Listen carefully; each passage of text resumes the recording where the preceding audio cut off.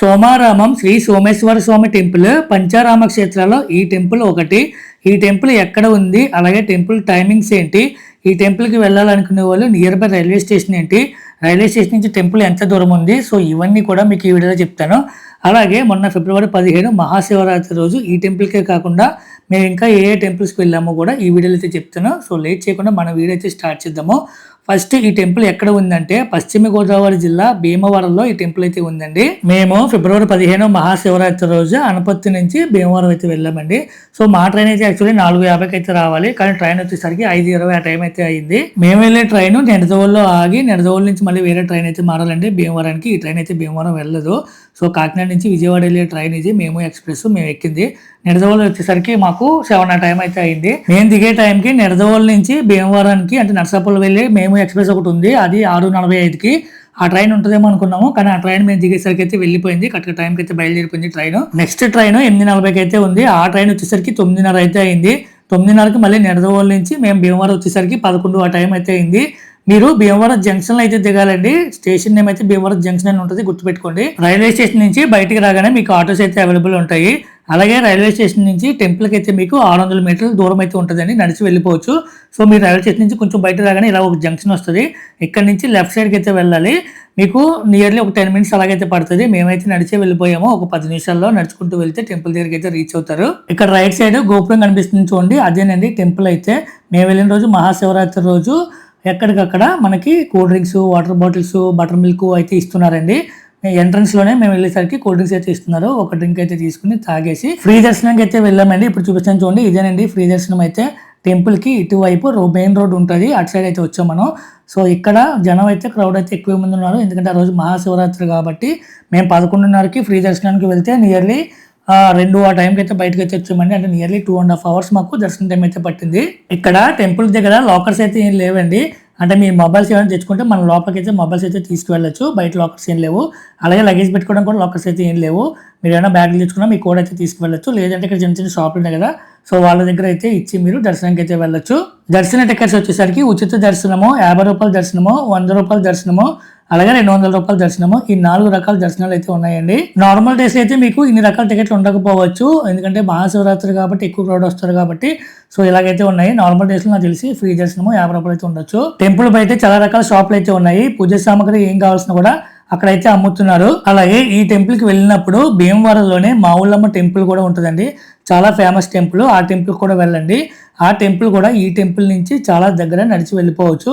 అది కూడా మీకు నేను ఈ వీడియోలో అయితే చూపిస్తాను. స్వామివారిని దర్శించుకున్న తర్వాత ఇక్కడ నుంచి బయటకు వచ్చిన తర్వాత మీకు పక్కనే పైకైతే స్టెప్స్ అయితే ఉంటాయి, చూపిస్తాను చూడండి. ఇప్పుడు శ్రీ అన్నపూర్ణమ్మ అమ్మవారి దేవాలయంకి మార్గము, ఇక్కడ నుంచి మీరు పైకైతే వెళ్ళాలి.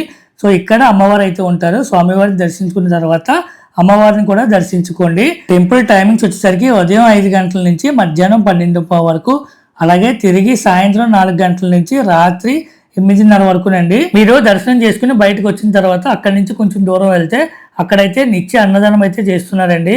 ఆ ప్లేస్ కూడా మీకు కూడా చూపిస్తున్నాను చూడండి. దర్శనం చేసుకుని వచ్చిన తర్వాత ఇక్కడ నుంచి అయితే మీరు కొంచెం ముందుకైతే వెళ్ళాలి. సో మెయిన్ దర్శనం చేసుకుని బయటకు వచ్చేటికి నియర్లీ 2 అయితే అయింది. సో ఇక్కడేనండి అన్నదానం జరిగేది అయితే. అన్న ప్రసాదంలో ఏమేమి ఐటమ్స్ ఉన్నాయి ఇప్పుడు మీకు చూపిస్తున్నాను చూడండి. ప్రసాదము పులిహోర, పప్పు, బంగాళదుంప కూర, రైసు, పచ్చడి, సాంబారు, మజ్జిగ. స్వామివారిని దర్శించుకున్న తర్వాత స్వామివారి ప్రసాదాన్ని కూడా స్వీకరించండి. మేము భోజనం చేసి బయటకు వచ్చేటప్పటికి టైం అయితే 2:30 టైం అయితే అయిందండి. తర్వాత మేము నెక్స్ట్ టెంపుల్ మావుళ్ళమ్మ టెంపుల్కి వెళ్దామని చెప్పేసి అనుకున్నాము. సో ఇక్కడ నుంచి లొకేషన్ చూస్తే 1.2 కిలోమీటర్ అయితే చూపించింది, దగ్గరే. సో ఇంక మేము నడిచి వెళ్దామని చెప్పేసి నడిచి అయితే బయలుదేరాము. చూపిస్తాను చూడండి, టెంపుల్ పక్కనే మీకు రోడ్డు ఉంది కదా, మెయిన్ రోడ్డు. ఈ రోడ్డు నుంచి ఇంకా స్ట్రైట్గా అయితే వెళ్ళిపోవాలి మీరు. మీకు స్ట్రైట్గా వెళ్ళిపోతే 1.2 కిలోమీటర్స్లో మీకు టెంపుల్ అయితే వస్తుంది, మావుళ్ళమ్మ టెంపుల్. నడిచి వెళ్ళిపోవచ్చండి మీరు, లేదంటే మీకు ఆటోస్ అయితే అవైలబుల్ ఉన్నాయి టెంపుల్ బయట. ఆటో కూడా ఎక్కి మీరైతే టెంపుల్కి అయితే చేరుకోవచ్చు. ఇక్కడ నుంచి లెఫ్ట్ సైడ్ అయితే వెళ్ళాలండి. ఇక్కడ లోపలికి వెళ్తే మీకు అక్కడైతే టెంపుల్ అయితే ఉంటుంది. మేము వెళ్ళిన రోజు పెద్దగా క్రౌడ్ అయితే ఏమీ లేదు, దర్శనం అయితే మాకు వెంటనే అయితే అయిపోయింది. ఈ టెంపుల్ టైమింగ్స్ వచ్చేసరికి ఉదయం 6 గంటల నుంచి 9 గంటల వరకునండి. అలాగే మిగిలిన పూజ వివరాలు, లడ్డు ప్రసాద్ వివరాలు ఇక్కడైతే చూపిస్తున్నాను, ఒకసారి చెక్ చేయండి. మీకు టెంపుల్ అయితే ఇక్కడ లెఫ్ట్ సైడ్ అయితే ఉంటుంది, చూపిస్తాను చూడండి. సో ఇదేనండి టెంపుల్ అయితే.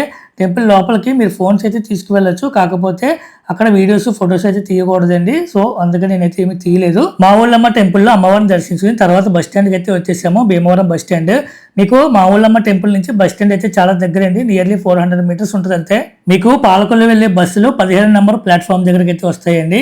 నెక్స్ట్ మేము వెళ్ళేది అయితే పాలకొల్లు అయితే వెళ్తున్నాము. పాలకొల్లు వెళ్ళే బస్సులు టైమింగ్స్ కూడా ఇక్కడ ఇస్తున్నాను, ఒకసారి చెక్ చేయండి. భీమవరం నుంచి పాలకొల్లు బస్ టికెట్ ప్రైస్ వచ్చేసరికి పర్సన్ కి 30 రూపాయలు అయితే తీసుకుంటారండి. అలాగే భీమవరం నుంచి పాలకొల్లు మీకు బస్ జర్నీ 1 అవర్ టైం అయితే పడుతుందండి.